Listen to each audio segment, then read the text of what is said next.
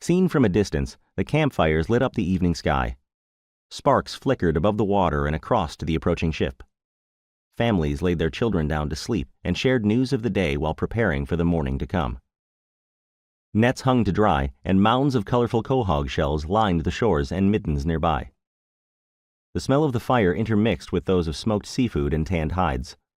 Eventually the people, hundreds of them, fell asleep, secure in the knowledge that they lived comfortably on an island blessed with timber, bounties from the sea, and access to the warm currents of Long Island Sound, whose broad expanse also sheltered neighboring villages along the mainland.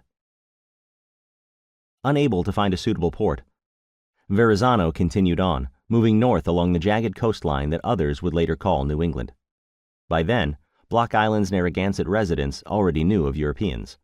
They had traded for their wondrous, if often dangerous, metals and wares, incorporating them into their fishing and farming economies.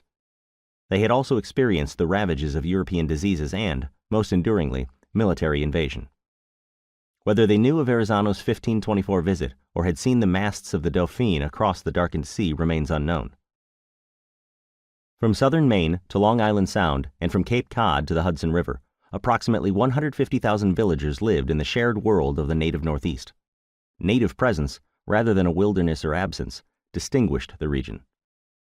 Across the native Northeast, dozens of native nations maintained shared economies, religious traditions, architecture, and the Algonquin language.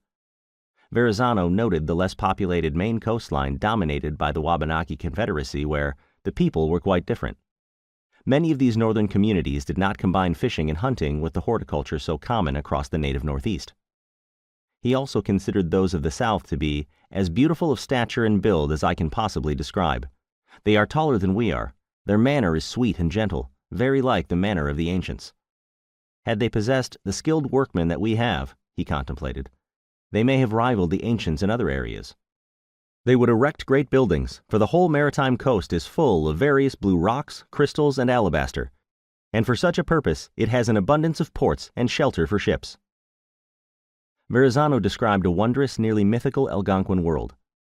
A century after his encounters and his imaginative ruminations, settlers arrived, Puritans whose orthodoxies precluded such assessments and whose diseases and violent practices upended this world.